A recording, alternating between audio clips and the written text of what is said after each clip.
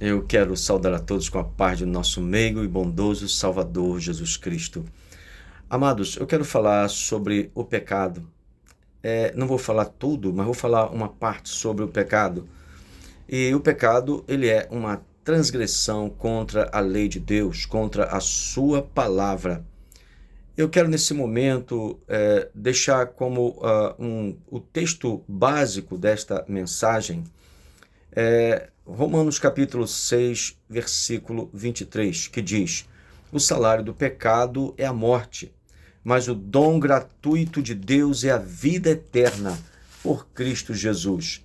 Sabemos que o nosso bondoso Cristo veio a este mundo para ele tirar o pecado do mundo. João Batista, em João 1:29, ele fala: eis o Cordeiro de Deus que tira o pecado do mundo.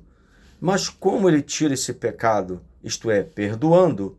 E como que isso acontece? Quando uma pessoa se arrepende de seus pecados, então há possibilidade sim, pois a Bíblia nos garante de essa pessoa ser perdoada de seus pecados. Por esse motivo, em 1 de João, capítulo 1, versículo 9, está escrito: se confessarmos os nossos pecados, ele é fiel e justo para nos perdoar os pecados e nos purificar de toda a injustiça. Então, o pecado, a pessoa tem que confessar, mas antes de ela confessar o pecado ao Senhor Deus contra quem ela pecou, ela precisa se arrepender. Por isso que em Atos, capítulo 3, versículo 19, está escrito: arrependei-vos, pois, e convertei-vos, para que sejam apagados os vossos pecados e venham assim os tempos do refrigério pela presença do Senhor. A presença do Senhor dá refrigério, porque quando o pecado é cometido, nós afastamos a pessoa, no caso, afasta o Senhor da vida dela. Por isso é necessário que nós, os servos do Senhor, compreendamos bem este assunto, este tema chamado pecado. O pecado, ele é, na verdade, um elemento que afasta o Senhor da vida do homem, da vida da pessoa. Agora, nós sabemos que o Senhor, ele mostrou que ele realmente veio a este mundo para morrer pelos nossos pecados. Em Romanos 5:8 está escrito: mas Deus prova o seu amor para conosco em que Cristo morreu por nós, sendo nós ainda pecadores. Então, no momento em que nós estávamos no mundo, naquele tempo que estávamos no mundo, estávamos sem salvação, sem paz. Então, o Senhor, ele nos chamou, nos atraiu com cordas de amor e ele nos chamou dizendo, Mateus 11:28, vinde a mim, todos vós que estáis cansados e sobrecarregados, e eu vos aliviarei. Tomai sobre vós o meu jugo e aprendei de mim, que sou manso e humilde de coração, e encontrareis descanso para as vossas almas. Ele nos chamou para ir até ele, porque ele tem a solução para o problema do pecado. Ele é o Cordeiro de Deus, que tira o pecado do mundo. Então, recapitulando, para que ele tire o pecado da vida de um homem, de uma pessoa, é necessário que essa pessoa se arrependa dos seus pecados. É necessário que essa pessoa confesse os seus pecados, conforme 1 de João 1:9 e Atos dos Apóstolos 3:19. Por esse motivo, cada um de nós precisa de conservar-se na presença do Senhor. Nós que já aceitamos o Senhor Jesus como nosso único e suficiente Salvador, nós que também, além de aceitarmos o Senhor, mas também fomos até as águas do batismo e já participamos da ceia e já pertencemos a uma igreja oficialmente, então nós estamos dentro do padrão que eu chamaria de normal de um crente, de um servo de Deus. Então precisamos tomar cuidado agora com a nossa vida espiritual, com o nosso relacionamento com Deus. Em 1 de Coríntios, capítulo 10, versículo 12, está escrito: aquele, pois, que cuida está em pé, olhe que não caia. E com relação às tentações para nós pecarmos, a palavra do Senhor mostra que há um escape se nós confiarmos em Deus. Em 1 de Coríntios 10, 13, não veio sobre vós tentação, senão humana, mas fiel é Deus, que não vos deixará tentar acima do que podeis. antes com a tentação, dará também o escape para que a possais suportar. Então as tentações virão. A tentação pode vir de dentro. Muitas das vezes o próprio ego é um elemento tentador na nossa vida. Nosso próprio ego. O outro elemento que pode nos tentar para nos fazer pecar contra Deus é o mundo. E o mundo é praticamente infinito de coisas para nos fazer pecar. O mundo ele é muito terrível. Tanto é que a Bíblia fala em 1 de João 2,15, não ameis o mundo, nem o que no mundo há. E se alguém ama o mundo, o amor do Pai não está nele. Então as coisas do mundo podem sim nos fazer pecar se nós não vigiarmos. E o terceiro elemento que pode nos fazer pecar se nós não vigiarmos é o diabo. O inimigo, ele é terrível, ele nos tenta, ele é o tentador. Por isso Tiago escreve, e está registrado no capítulo 4, versículo 7 de seu livro: sujeitai-vos, pois, a Deus, resisti ao diabo e ele fugirá de vós. Então vimos que as tentações podem vir de dentro de nós, que no caso é o nosso ego envolvendo o nosso temperamento, etc. A tentação pode vir do diabo, a tentação pode vir do mundo. Esses três inimigos cruéis que nós temos, precisamos de ficar de olhos bem atentos em relação a esses três nossos adversários. Agora, algo muito interessante. Eu, quando falo a tentação pode vir do ego, eu digo que nós, quando aceitamos o Senhor Jesus, nós passamos a ter uma espécie de um segundo ego, vamos dizer assim. Em 2 de Coríntios 5,17 fala assim: assim que se alguém está em Cristo, nova criatura é. As coisas velhas já passaram, eis que tudo se fez novo. Então o Espírito Santo usa a palavra de Deus e ele produz um novo homem, uma nova criatura. Esse novo homem, ele é criado em verdadeira justiça e santidade. Esse novo homem, ele é uma nova criatura que o Senhor, através de seu Santo Espírito, introduz em nosso entendimento. E nós passamos a olhar para Jesus e imitarmos Jesus. Só que a nossa velha natureza, ela fica, eu diria assim, ela é substituída pela nova natureza. Porém, essa nossa velha natureza, que é o nosso ego original, ele está sendo dominado por uma natureza nova, que vem sendo enxertada em nós pelo Espírito Santo, que é Cristo em nós. Por isso, Paulo, quando escreve aos Gálatas, capítulo 2, versículo 20, ele diz: não vivo eu mais, não mais vivo eu, mas Cristo vive em mim. Por que ele diz isso? Porque ele sabe que a sua velha natureza, ela precisava ser suplantada por uma nova natureza. Quem é que constrói essa nova natureza dentro de nós? A palavra de Deus. A palavra de Deus, ela torna-se para a vida de um crente fiel e sincero lâmpada para os pés e luz para o caminho, conforme o Salmo 119, versículo 105. E a palavra de Deus tem que ser levada a sério para que nós não venhamos a pecar contra Deus. Isso já está no versículo 11 do Salmo 119. Agora, nós sabemos que o pecado, de um modo geral, ele é incentivado, como eu já falei, pela antiga natureza, que é o ego. Ele é incentivado pelo mundo e ele é incentivado por Satanás e seus demônios. E nós precisamos entender que isso também está na Bíblia.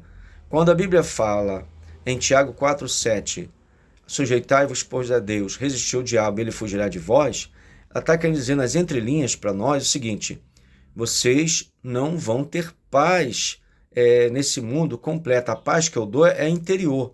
Mas o inimigo vai tentar roubar essa paz. Como? Convidando vocês para pecarem contra o Senhor. Então o inimigo tem que ser resistido. Nós temos que resistir ao inimigo, porque ele sempre é o tentador.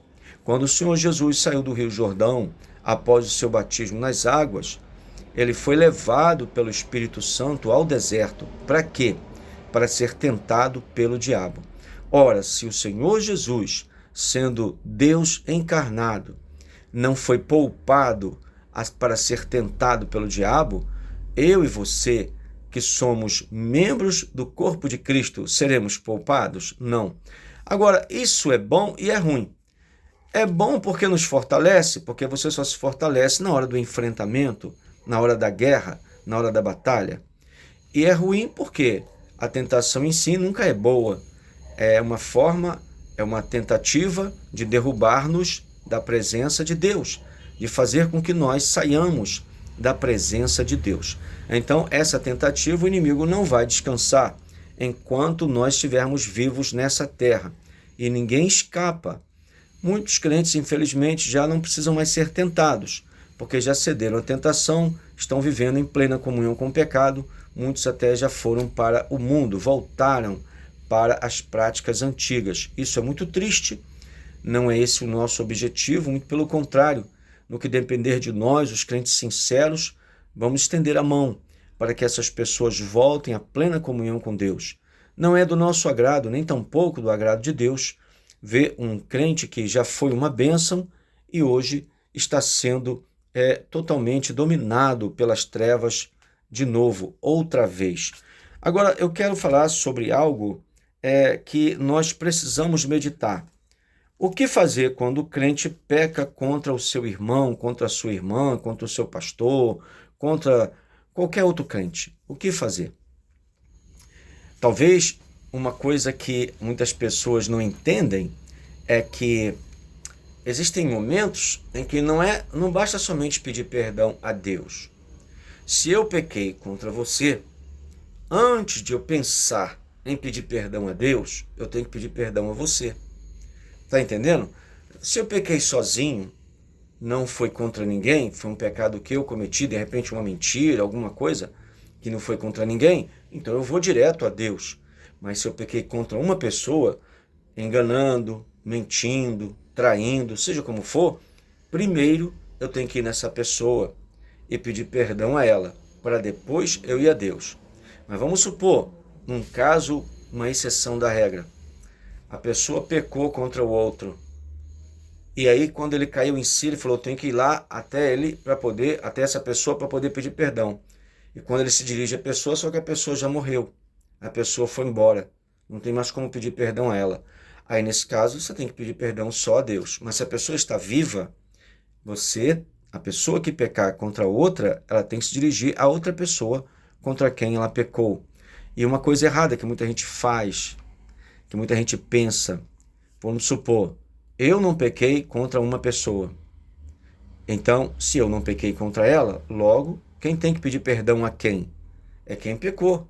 Se ela pecou contra mim, é ela que tem que vir a mim para pedir perdão. Eu já perdoei ela, mas eu não posso chegar para ela e fazer, eu quero te pedir perdão pelo pecado que você cometeu contra mim. Tem sentido isso? Isso é uma aberração, né? Mas tem muita gente que pensa assim, não, eu tenho que pedir perdão. Mas quem pecou contra quem? Bom, quem pecou foi ela contra mim. Então eu tenho que pedir perdão a ela? Isso está fora da regra, está fora da Bíblia, isso não tem sentido. Ok? Muito bem. Vamos ver aqui também, a Bíblia diz o que em Mateus capítulo 5, versículo 23? Portanto, se trouxeres a tua oferta ao altar, e aí te lembrares de que teu irmão tem alguma coisa contra ti. Por que teu irmão tem alguma coisa contra ti? Porque você pecou contra teu irmão. Porque senão seria o contrário, certo? Então, portanto, se trouxeres a tua oferta ao altar, e aí te lembrares de que teu irmão tem alguma coisa contra ti. Agora, Mateus 5, 24. Deixa ali diante do altar a tua oferta, vai reconciliar-te primeiro com o teu irmão, e depois vem e apresenta a tua oferta ao Senhor. Isso é muito sério. Marca esses versículos.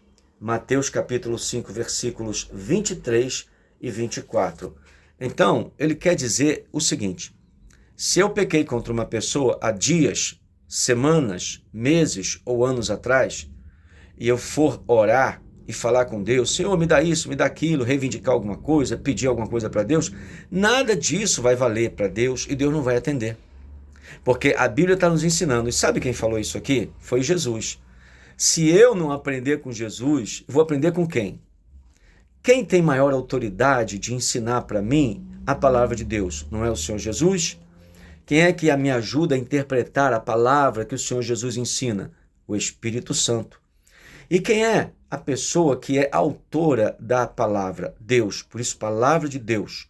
O autor é Deus, o assunto principal é o Senhor Jesus. e o intérprete dessa palavra é o Espírito Santo.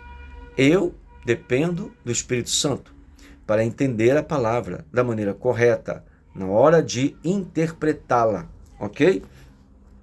Agora, outro obstáculo que pode impedir de as minhas orações serem ouvidas, isto é, serem atendidas por Deus. No Salmo 66, versículo 18, está escrito assim: se eu atender a iniquidade no meu coração, o Senhor não me ouvirá. O que significa atender a iniquidade no meu coração? Iniquidade é pecado.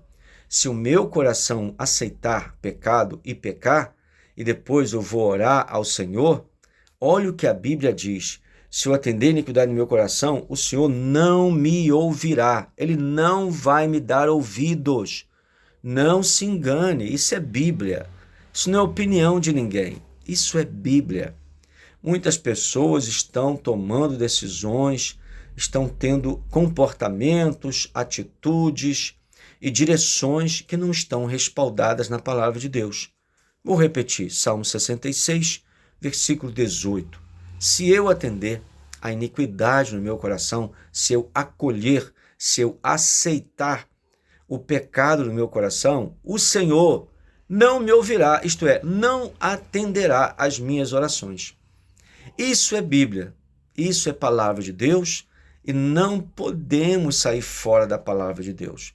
Qualquer tipo de ensinamento, em qualquer lugar desse planeta, pode ser em japonês, em inglês, francês, alemão, em qualquer idioma que estiver contrário à palavra, não vale de nada esse ensinamento. Deu para entender? Não vale de nada. Porque eu não posso passar por cima do ensino do próprio Senhor Jesus e dos apóstolos, conforme Efésios 2, versículo 20, e conforme João, capítulo 5, versículo 39. Nós precisamos de compreender a palavra, nós precisamos de ter um entendimento da palavra para que possamos obedecê-la. A palavra de Deus só poderá orientar-me se eu compreendê-la.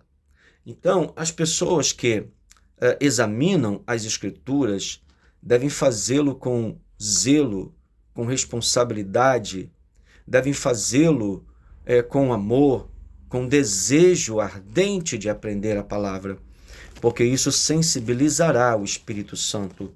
E por causa dessa nossa atitude de amor pela palavra, o Espírito Santo vai iluminar o nosso entendimento para nós compreendermos esta bendita, gloriosa, maravilhosa palavra de Deus.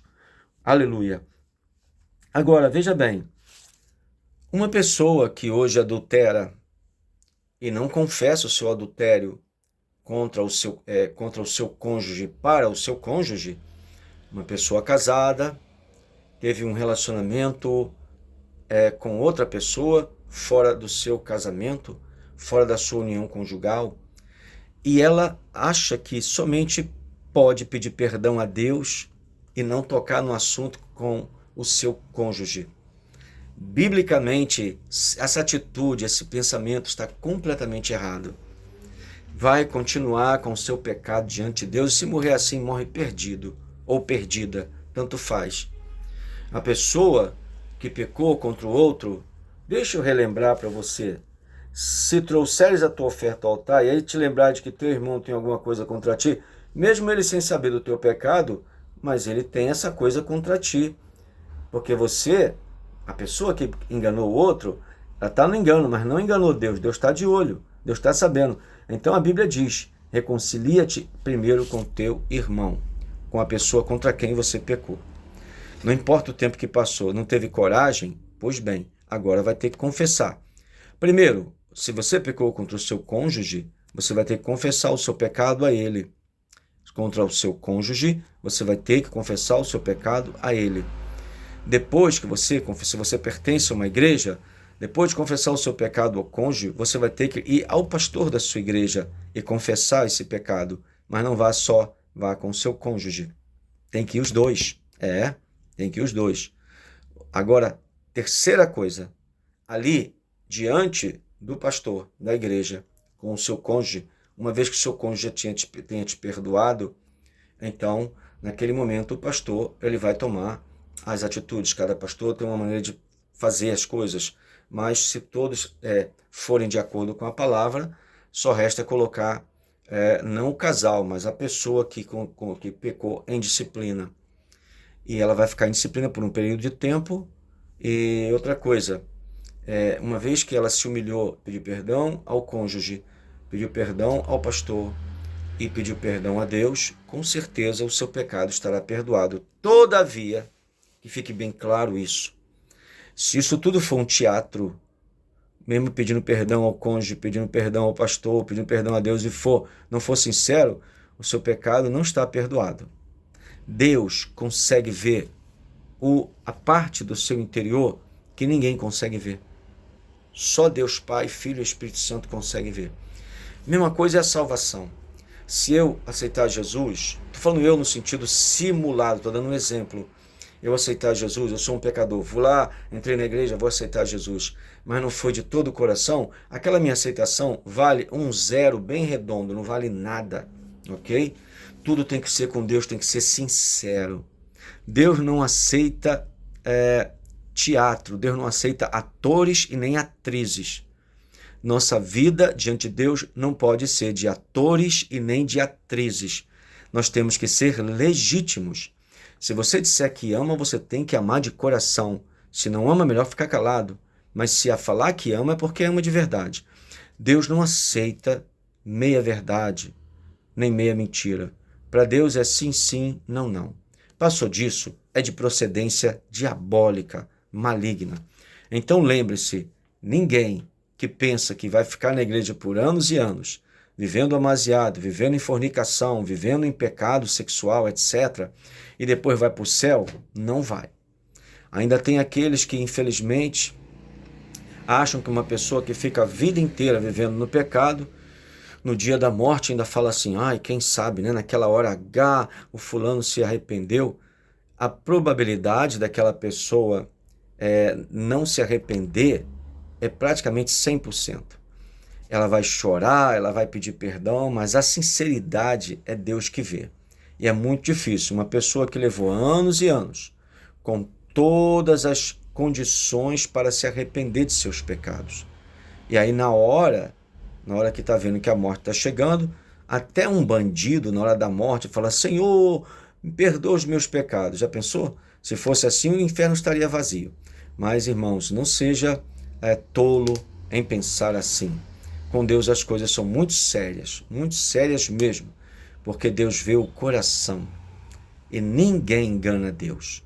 Se eu for sincero com Deus, com certeza o Senhor vai me julgar segundo a minha sinceridade. Mas se eu não for sincero, o Senhor vai me julgar segundo o que Ele ver, o que Ele contemplar dentro de mim. Que Deus em Cristo te abençoe. Eu sou o pastor Antônio Carlos. Para você fortalecer o meu canal, eu gostaria que você desse um like, fizesse um comentário e compartilhasse. Agora, lembre-se, essa mensagem reflexiva a respeito do pecado, ela pode ser uma bênção na vida de muitos crentes.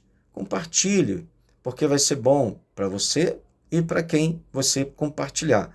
Que Deus em Cristo te abençoe e que o Espírito Santo possa falar melhor em seu coração. Amém?